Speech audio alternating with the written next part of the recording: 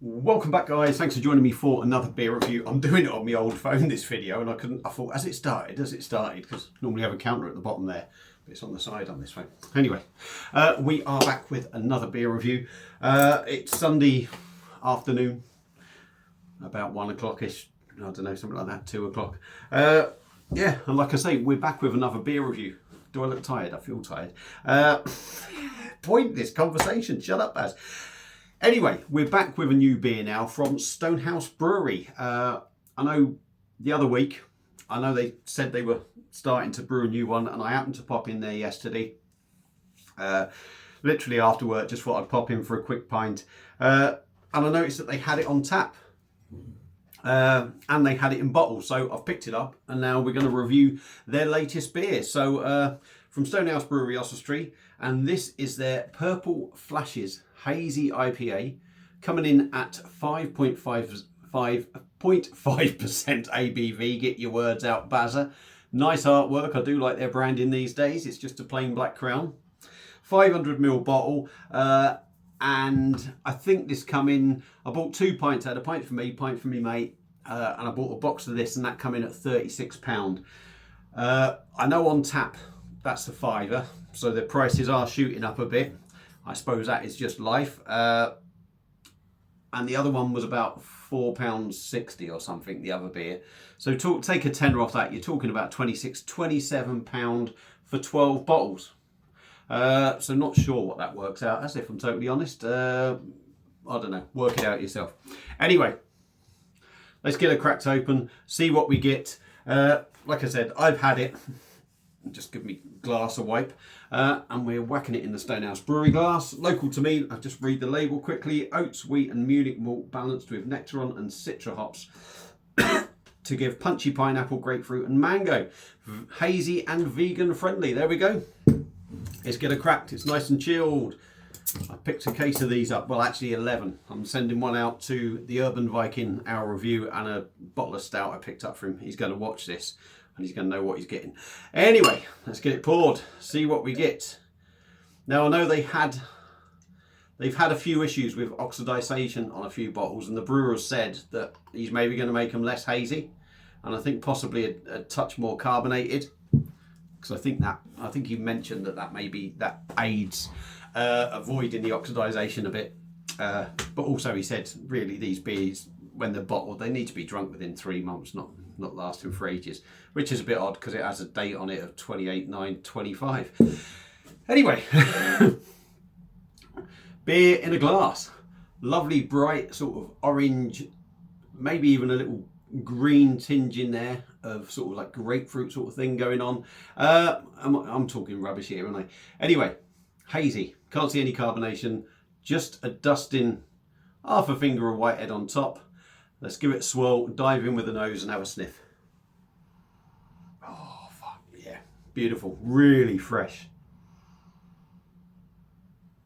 Definitely get that. The first thing that hit me was the hoppy notes and the grapefruit. You definitely get that little bit of sweetness from pineapple, orange, citrus. It's saying oats has been used in this. I'm going to think there's not been many oats used in it, because you normally pick up that oaty aroma, I do anyway. But yeah, it smells really fresh, smells really inviting. So we will get the rest out, give the bottle a swirl, see if it hazes it up anymore. It's probably only been bottled, it's probably only just been in the bottle for a week at the most I reckon. So yeah, there we go. Stonehouse Brewery and their Purple Flashes Hazy IPA, 5.5%. Let's dive in, give it a try. Cheers everyone.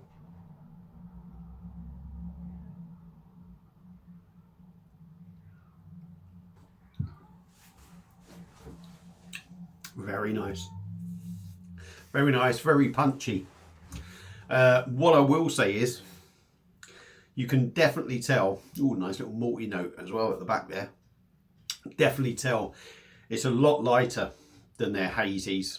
I always think they've been quite really full bodied. This doesn't feel as full bodied as they used to be, and it's also more carbonated, I'm going to say. For 5.5%, I'm not going to say it's thin,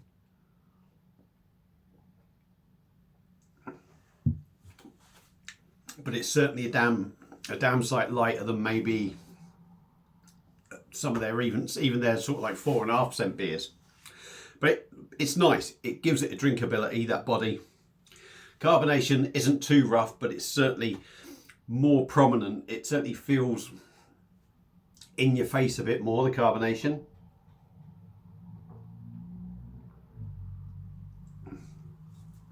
That said, it's still really smooth.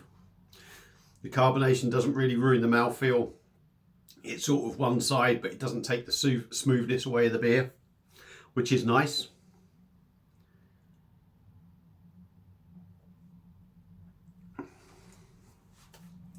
Fresh, hoppy, grapefruit. It's sort of like a pithy sort of grapefruit sort of. You sort of get a bitter edge to the grapefruit. Alongside that is where you get the pineapple with just a sweet note in there. Sort of balances it out a little bit.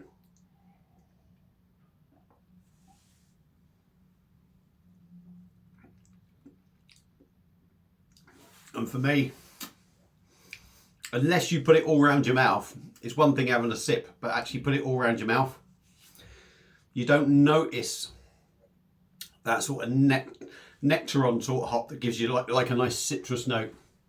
You don't really notice it until everything else has died off. If you sort of swill it around your mouth, if you like, you do pick up that nice big sort of citrus juicy nectaron sort of note, if you like. But if you don't do that and you just sip it, you have to wait for the other flavours to die down to start picking up that quite zingy sort of citrus note to it. It's very decent.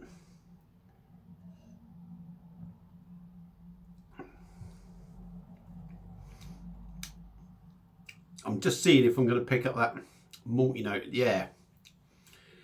Right on the back end, when everything sort of starts to fade away, of the juicy notes, you do get a little tickle of malt, and it does leave it just a fraction of sort of like a little bready note, sort of on the back end.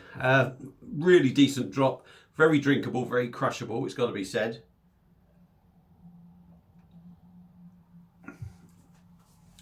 .5%. It's a dangerous little number, because I wouldn't really say you pick that 5.5% up in any sort of terms of alcohol. The beer is, like I say, not a bad body, but it's certainly not that sort of heavy sort of feel to it that you used to get with a lot of Stonehouse beers. So it gives it that drinkability, which also makes it slightly dangerous. Is it one of their best beers?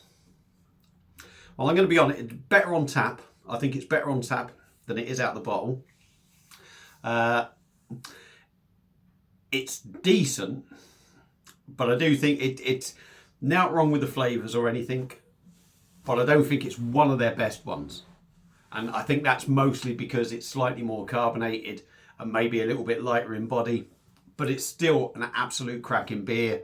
Very tasty, very enjoyable, and just good old solid stuff from Stonehouse. So yeah, Purple Flashes Hazy IPA gets a thumbs up from me. Not one of the best in my opinion, but it's still a very, very decent drop. To say it's not one of the best is no insult to this beer.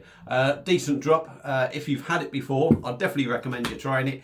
If you've had it before, let me know what you thought about it. If you're somewhere around Shropshire, Oswestry, pop into Stonehouse Brewery. They do some great beers. Got about 7 or 8 on tap, I think, different beers. They do their own lager. They've got their own session IPA. They have this hazy. They've got a stout on. They don't do their own cider now, so I think generally that changes here and there. Not sure whose cider it is. And they tend to have 3 cask ales on as well. So I think they've got Flipside at the moment. One they brewed for the rugby, and Station Bitter, which is always on. But yeah, get your ass over to Stonehouse Brewery if you're around that area. That's it for this one. Waffled on for way too long. Thank you all for watching. Hope you enjoyed it, and I will see you again soon on another one. Cheers.